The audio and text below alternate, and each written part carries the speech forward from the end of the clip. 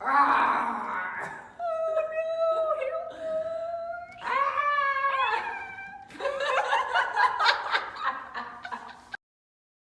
everyone, OT Lifehacker here. Hope you all enjoyed the movie premiere of the Three Little Monkeys and the Big Bad Dinosaur. Roar!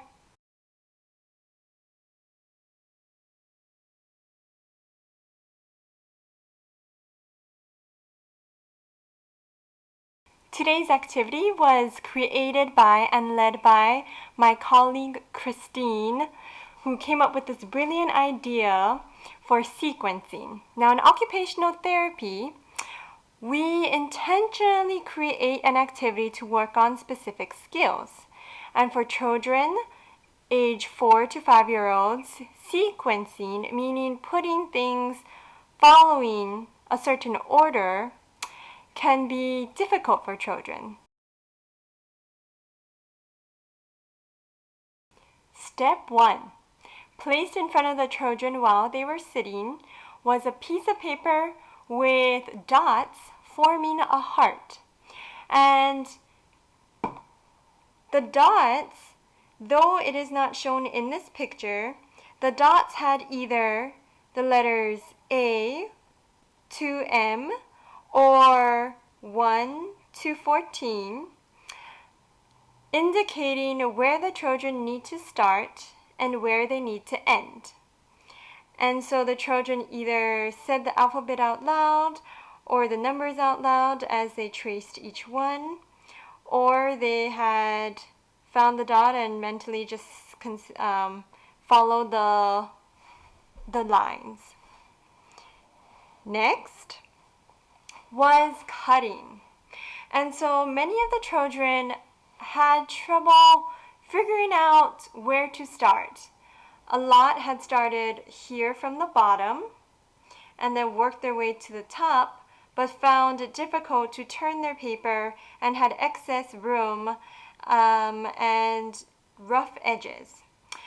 And so one of the tips that we learned today was to have the children cut. Where you see those scissors, we drew a line with the marker or Sharpie and had them cut on that line we drew, which is similar to where the cut is now, where you see that scissors.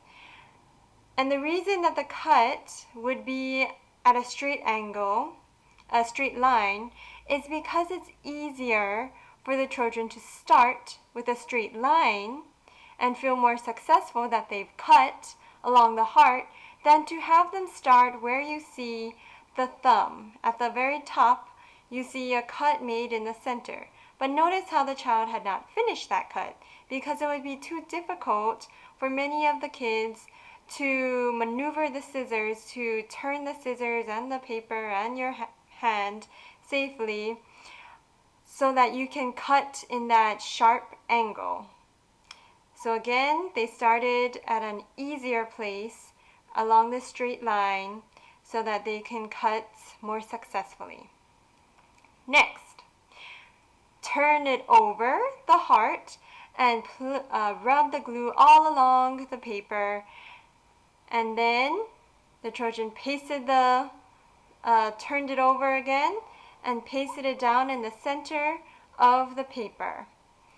Now, most children having a model to show the kids, meaning a finished product, showing them what the finished product looks like was very helpful because it gave the kids an idea of what they are working towards, what their product should look like, what is expected of them. And children thrive to meet and grow from challenges. The key is to provide that just right challenge for them and that encouragement that tells them the relationship between you as a child and me as the one working with you is not one of me being an authority figure that you have to obey and be scared of, but instead someone who is there to support you and wants to see you grow. So to foster that relationship, rather than telling them, hey, don't go over there, come over here, you could say something more along, almost like a story or something that is more natural. Hey, your friends are over there, let's go join them. Or if they're placing this heart down, rather than, you could say something like, make sure you put that cap on the glue. Instead of saying something of that, you could say, look at the glue, you don't want to make a mess, do you? What should you do? So it could, I mean, that's not what you have to say, but that could be something more encouraging and helping them to understand, problem solve, and learn better than to tell them what to do. Because if you tell them to do something, do they really understand why they're doing it?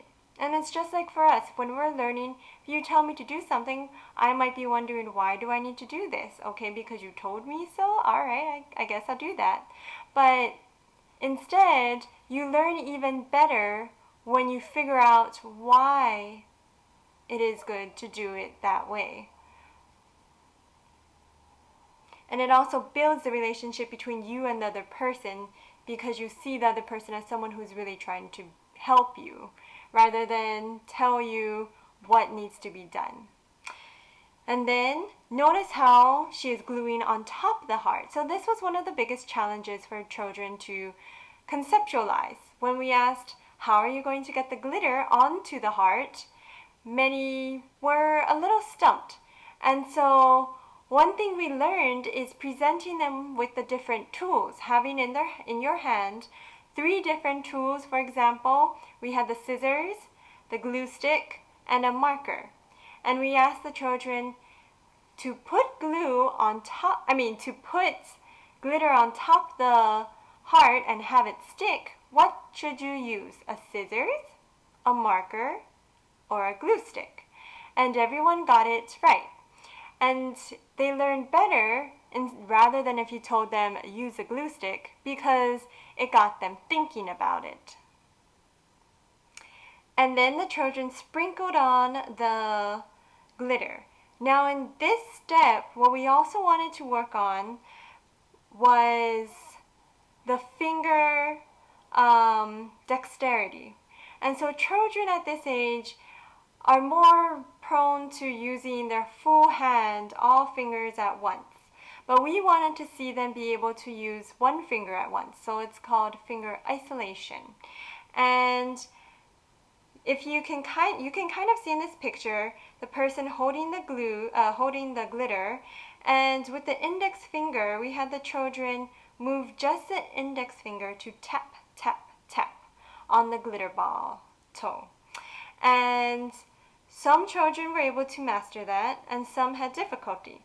So what we did was grade it down, meaning make it a little bit more easier, but yet working towards the skill by having glitter in a bowl, and the children needed to pinch with their thumb and index finger some of that glitter and place it down on their paper. Now this works the thumb and the index finger, so you're getting closer to isolating just one finger by having the other 3 not moving at the same time. And then the children wrote their names on the paper. Most were able to do that. Some needed guidance. And then had them place it in the envelope, place a sticker down, which also took fine motor coordination, meaning the small muscles, their fingers, to peel the sticker off, press it down, and also to place it in the right place. And then so this activity, the children were at many different levels, but the takeaway here for us was that children in general are very interested to do things. But rather than just having them do something, have intention for them to do it. So it's more about the skill building than it is just the activity. Activities are amazing in that you naturally work a skill without even knowing it. And so take advantage of that when you work with your child. Do they have trouble with using a scissors and cutting? It could be something with their hands that their fingers are not as coordinated or weaker muscles, and that could be areas that you want to work on with your child.